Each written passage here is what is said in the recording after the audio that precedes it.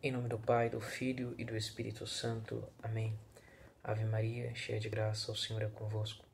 Bendita sois vós entre as mulheres, e bendito é o fruto do vosso ventre, Jesus. Santa Maria, Mãe de Deus, rogai por nós, pecadores, agora e na hora de nossa morte. Amém. Rogai por nós, Santa Mãe de Deus, para que sejamos dignos das promessas de Cristo. Amém. Em nome do Pai, do Filho e do Espírito Santo. Amém.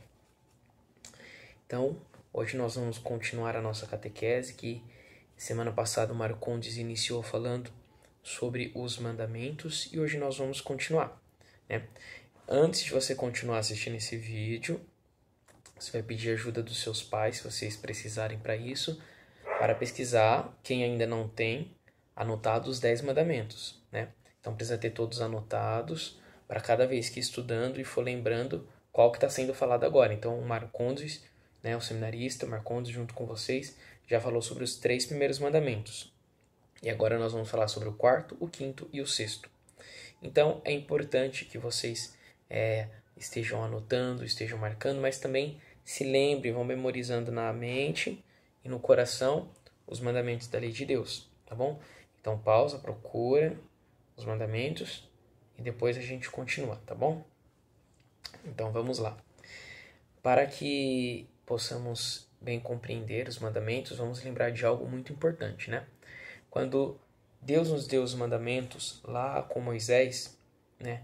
Ele escreveu na tábua, passou os mandamentos para Moisés, e Deus nunca quis passar os mandamentos para ele ser alguém que é simplesmente alguém que está acima e manda você fazer assim, porque se você não obedecer, você vai ser punido. Na verdade, a mentalidade de Deus não era essa, né? Deus queria conduzir o seu povo. Ele queria que o seu povo seguisse um caminho correto. Então nós temos que pensar sempre assim. Deus quer que nós sigamos o caminho, porque Ele conhece, a gente não. Já pensou quando a gente vai para algum lugar e a gente vai se perdendo pelo caminho? A gente não sabe para onde a gente está indo, porque a gente não conhece. Então Deus sabe o caminho de cor. E Ele sabe que quando nós estamos para o caminho certo, quando nós estamos indo no caminho errado. Às vezes a gente não sabe. Então Ele, quando percebeu que a humanidade não estava conseguindo seguir o caminho certo, Ele deu os mandamentos, que são instruções que fazem parte desse caminho. Então, quando nós seguimos os mandamentos, nós vamos percorrendo o caminho para a nossa salvação, para nós nos aproximarmos de Deus, para nós alcançarmos a terra prometida, que no nosso caso é o céu. Então, por isso nós vamos lembrar a importância desses 3 próximos mandamentos, que é muito importante na caminhada de todos nós. O 4º mandamento, né, que é o primeiro que a gente vai falar hoje, o 4º mandamento, honrar pai e mãe. Isso é muito importante, né? E nestes tempos, agora que que todo mundo de criança está em casa, né, tá ficando mais próximo dos pais, às vezes vocês podem acabar cometendo, e é sempre bom refletir sobre isso, né?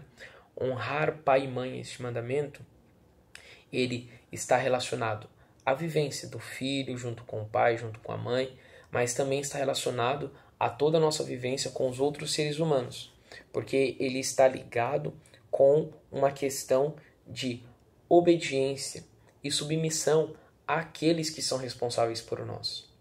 Então, todos aqueles que possuem uma autoridade, né, seja uma autoridade mais divina, né, porque naquilo que Deus constituiu está mais ligado àquela pessoa, ou seja também uma responsabilidade que aquela pessoa possui pela posição que ela possui, que eu vou explicar um pouco melhor para que você possa entender.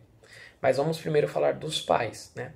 Os pais, quando eles se uniram diante de Deus, eles prometeram educar os filhos na fé de Deus, ensinando os mandamentos e ensinando-os a seguir a fé cristã. Então, seus pais, eles possuem uma obrigação. Deus deu para eles uma autoridade, um poder sobre os filhos, né? Os filhos.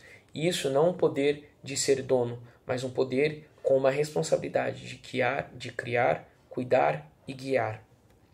Então os pais possuem essa responsabilidade. Por conta dessa responsabilidade, dessa autoridade que Deus dá para os pais, os filhos precisam, diante dos pais, prestar toda a obediência e respeito, porque precisam reconhecer nos pais a figura de Deus, pois Deus compartilhou com os pais a dádiva de ser membro da criação, né? Principalmente a mãe, que junto com Deus gesta a criação, né? Que a mulher gesta no seu ventre a criança que está sendo criada por Deus, né? E o pai também tem uma participação muito forte nisso. E os dois juntos irão criar e educar, vão fazer com que essa criança se aproxime e siga os caminhos de Deus. Então Deus deu essa autoridade para eles. Deus poderia criar todos os seres humanos por Ele mesmo, e Ele mesmo tem a responsabilidade de cuidar e guiar. Mas Ele deu essa responsabilidade para os pais. Para que os pais pudessem ter essa responsabilidade, eles teriam que ter também, com isso, condições, né? Receber bênçãos de Deus. E a bênção que eles receberam foi a autoridade sobre a vida dos filhos. Por isso os filhos precisam obedecer aos pais, pois ali é uma figura de Deus, né? Isso também se estende a outras questões. Todo mundo que tem uma autoridade, porque ela se colocou numa posição na sociedade onde ela está preparada para nos guiar para algo que é verdadeiro, que é bom, que é justo, e por isso nós devemos escutar e ter o devido respeito, né? Os nossos avós são pessoas de autoridade, vamos respeitar, porque desrespeitar também é não escutar, ignorar. Isso é uma forma de ir contra a responsabilidade que Deus deu para os filhos, que é de escutar, de ser responsável e de zelar pela vida dos pais, dos avós, dos tios. Temos que respeitar. Mas também, por exemplo, o professor. O professor, ele estudou, ele se preparou, e na sala de aula ele é a pessoa que está ali como aquela que vai transmitir o conhecimento. Então ela é a pessoa que tem autoridade sobre a vida de todos que estão ali. Então é devido o respeito para aquela figura de autoridade.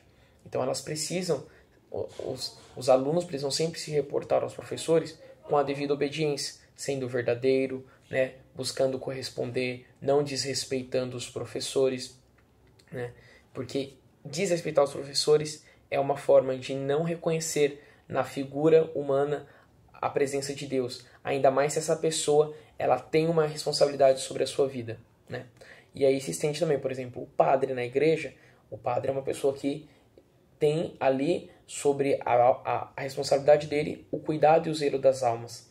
Então todas aquelas almas que estão sob o cuidado dele devem a ele o respeito, né? A um padre a gente nunca chama de você, que nem nossos pais, sabe? Nossos pais a gente tem que chamar de senhor, de senhora, a gente tem que tratar com respeito, pedir a bênção. A mesma coisa com o padre. Ele é uma figura a quem se deve muito respeito, pois a autoridade dele é a autoridade dada por Deus. Então é preciso tratar da devida forma, chamar de senhor, chamar, né, o padre de senhor, poder respeitá-lo, poder rezar por ele. Isso faz parte deste quarto mandamento. Existem as autoridades e nós precisamos nos relacionar com elas, precisamos nos aproximar delas com respeito. Porque se não tivermos respeito, nós estaremos desrespeitando o próprio Deus, que é a autoridade na vida deles. Pensa só, se Deus não quisesse dar o conhecimento por homem, não existiria professor para ensinar. Se Deus não quisesse que existisse padres, não existiria. Se Deus não quisesse que os pais, que o ser humano precisasse dos pais para surgir, ele criasse todo mundo do zero, né? Ele não quisesse dar à mãe essa dádiva de gestar a criança no seu ventre, não haveria pais, né? Seríamos todos irmãos. Então, Deus deu para o pai essa autoridade. Então, nós devemos respeitá-lo, porque é o próprio Deus que está ali presente nesta obrigação de cuidar dos filhos. A mesma coisa o professor, a mesma coisa o padre, a mesma coisa com todas as pessoas de autoridade, os nossos governantes. Então, por isso que a igreja sempre fala que nós temos que rezar por todas essas figuras que trazem responsabilidade. Então, vamos para o quinto mandamento, né? O quinto mandamento, não matar, né? Esse mandamento é tão forte, né? Nós reconhecemos tirar a vida do outro. Ninguém tem autoridade sobre a vida de ninguém. Só Deus tem autoridade sobre a vida das pessoas. Então, nós não podemos fazer aquilo que diz respeito a Deus. Então, tudo aquilo que invade a privacidade do outro, no sentido de algo que diz respeito somente a Deus, nós estamos ferindo este mandamento. Por exemplo, matar mesmo, né? Pegar uma faca e matar a pessoa, por exemplo, né?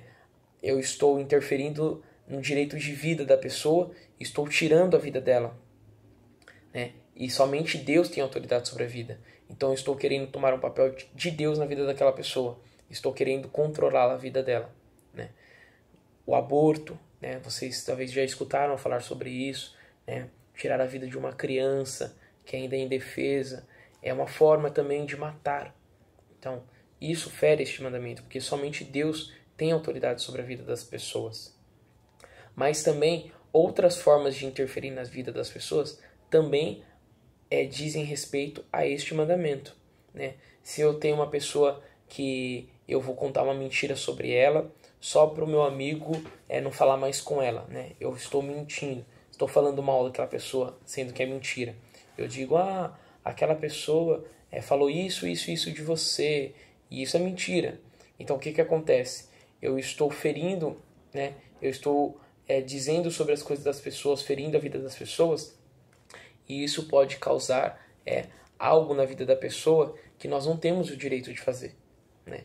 Então, eu magoar a pessoa, eu tratar a pessoa de uma forma muito ruim, eu fazer a pessoa sofrer por causa de alguma deficiência, ou bullying, que às vezes vocês escutam na escola, fazer o bullying, falar mal da pessoa, né? É uma forma de você criar uma morte interna nela. Você está ferindo ela, você está indo contra a vida dela, você está buscando humilhá-la, você está querendo se colocar como melhor do que ela e inferiorizar, né? Fazer aquela pessoa se sentir pequena, fraca. Isso somente Deus poderia fazer, porque somente Ele é verdadeiramente justo, Ele é verdadeiramente bom, Ele é que preenche todas as coisas. Então, não temos essa autoridade, certo? Então, nós não podemos, não matar, não é só enfiar a faca na pessoa. Não matar é tudo aquilo que pode interferir na vida da pessoa de alguma forma que não diz respeito a cada um de nós. E nós vamos agora para o próximo mandamento, né? Sexto mandamento, não pecar contra a castidade, né? Este é um mandamento que Deus coloca para cada um de nós devido à pureza do nosso coração. Jesus, quando ele subiu no Monte Tabor com seus apóstolos, ele manifestou a sua glória. E os apóstolos falaram, Senhor, queremos ficar aqui para sempre, não queremos ir embora. Ele falou, não, nós precisamos voltar, nós precisamos continuar trabalhando, nós precisamos, né? E depois de muitos anos, os santos nos ensinam a rezar o terço, olhando para este mistério, que fala sobre esse momento da transfiguração, e pedir a Deus que Ele nos dê um coração puro, para que nós possamos ver a Deus. Que nem as bem-aventuranças diz, feliz o puro de coração, porque verá a Deus, né? Então, nós precisamos lutar sempre para manter a pureza, né? A pureza do coração, né? O corpo casto é aquele puro que consegue pensar em Deus e voltar as coisas para Deus. Então, este mandamento, a cada fase da nossa vida, ele vai tendo uma compreensão mais aprofundada. Mas é tão importante para a criança conhecer já sobre este mandamento, né? No que diz respeito à pureza do coração. Tudo aquilo que a criança faz que interfere na sua pureza já acaba afetando o pecado contra a castidade. Por exemplo, a criança que mente, que não conta a verdade para os pais, que esconde as coisas, que quebra uma coisa e esconde, não fala, não quer falar para os pais, que pega dinheiro escondido, que volta para o seu pai e não falam as coisas, que fere o quarto mandamento que a gente está falando, desonrar pai e mãe, né? Conforme a criança vai fazendo isso, por exemplo, desonrar pai e mãe, não obedecer ao pai, é o quarto mandamento. Mas a criança começa a fazer isso todo dia e ela começa a não ter mais respeito para o pai. Ela olha para a cara do pai, para a cara da mãe, não tem respeito, não zela. O meu pai me magoou, minha mãe me magoou, então quer ficar bravo, quer ficar fazendo briga, minha mãe não deixou fazer isso, minha mãe não deixou fazer aquilo, vai ficando bravo e vai guardando isso no coração. Isso vai tirando a pureza da criança, né? Querer pensar, né, em coisas que vão tirando esta compreensão das coisas, da obediência, da submissão, de cuidar, de zelar e de buscar apenas, né, isso precisa sumir, precisa manter. As crianças precisam guardar, todos nós precisamos guardar no coração o amor de Deus. Nós temos que lembrar sempre, Deus é o amor central das nossas vidas. E vocês estão se preparando para receber a Eucaristia, para receber o próprio Deus. E vocês vão, então, como tarefa para entender melhor esse sexto mandamento, vocês vão pesquisar sobre a vida de santos, né? Eu vou mandar o nome do santo para Fernanda, ela vai mandar para vocês junto com, vai do catequista de vocês, vai junto com esse vídeo e vocês vão pesquisar o nome de alguns santos. Santos que eram crianças e desde crianças só pensavam em Deus. Eu quero amar a Deus. Eu não posso fazer nada que fere a Deus. Eu não posso fazer nada que Deus não vai gostar, né? Deus, eu preciso cuidar zelar pelos meus pais, porque Deus pede. Eu preciso estar sempre com Deus, eu preciso buscar o amor dele, eu não posso ofendê-lo. Isso é importante, né? Quando deixa de fazer isso, quando a criança começa a esquecer o amor de Deus, ela começa a pecar contra a castidade, porque ela começa a perder a pureza do coração. Aí daí para frente vai ser só decepção, porque ela não mais vai valorizar essa castidade do corpo que ama a Deus e preserva este amor no coração e vai começar a seguir os pecados de uma forma sem controle. Tá bom? Então esses foram os outros 3 mandamentos que nós conversamos hoje. Anotem, marquem direitinho, que depois nós vamos falar sobre os outros. E pesquisem sobre os santos que nós vamos colocar para vocês pesquisarem. Tá bom? Então vamos rezar para encerrar, pedindo ao nosso anjo da guarda que nos ajude a sermos sempre pessoas que honram nossos pais, todas as outras pessoas que transmitem autoridade sobre nossas vidas, que nós nunca matemos, ofendamos a vida dos nossos irmãos e que nós possamos sempre viver uma castidade no coração, uma pureza no coração. Santo anjo do Senhor, meu zeloso guardador, se a ti me confio a piedade divina, sempre me rege, me guarde, me governe, me ilumine. Amém. Em nome do Pai, do Filho e do Espírito Santo. Amém. Tchau.